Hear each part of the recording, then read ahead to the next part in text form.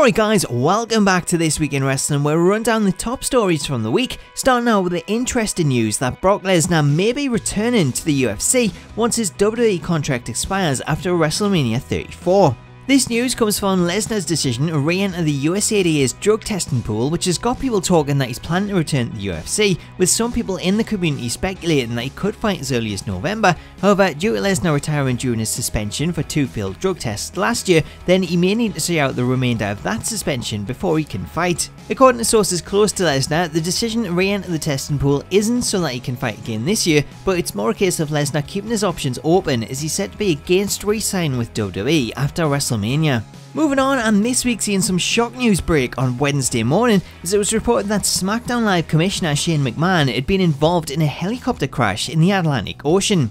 Luckily, Shane was fine following the crash, which was technically more of an emergency landing, as the pilot deployed the helicopter's pontoon skids to make a safe landing on the waters just off the Gilgo beach, before emergency services then responded to rescue the pair. Shane was said to be fine following the ordeal and appeared on ABC News alongside his pilot Mario, whom he thanked for his skill in bringing the helicopter to a safe landing. Up next, we'll have the latest on the Hardys and their broken gimmick, as Jeff Hardy once again teased the broken universe with his Instagram post on Thursday afternoon. However, as far as reports go, there's still been no agreement made for the gimmick between the Hardys and JFW, despite both sides coming close to a deal last week, which was the reason behind the Hardys teasing the gimmick on Raw, but those talks broke down after JFW requested 50% of all revenue from Hardy's merchandise, as well as a percentage of earnings from both Jeff's music and paintings.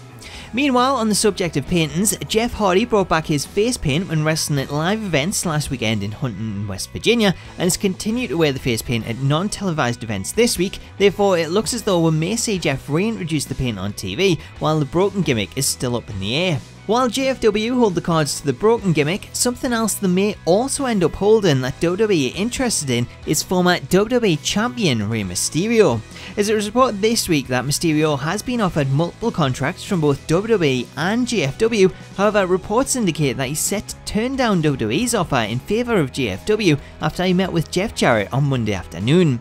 At present, Mysterio is under contract to Lucha Underground through till September, when it's expected that he'll become a free agent, but will still be required to serve a 90-day non-compete agreement. Following this news, in this week's question of the week, we're asking what you think about Mysterio. Would you like to see him return to WWE, or are you excited to see what he does in JFW? You can see Twitter responses scrolling across the bottom of the screen, but make sure to get involved and leave your thoughts in the comments. Moving on, and following the recent altercation that took place between Paige and her fiancé Alberto Del Rio earlier this month in Orlando, police are suggesting that Paige may be charged with battery after she threw a drink over Del Rio during the recent spat. This comes after the pair initially played down the incident, leading to TMZ releasing audio of the pair in which Paige claimed she was trying to get away from Del Rio, leading to her brother publicly commenting on the pair's relationship, in which he said he feared for his sister's safety. All of this has led to JFW, who Del Rio is currently contracted to as El Patron, suspending the star pending an investigation into domestic abuse.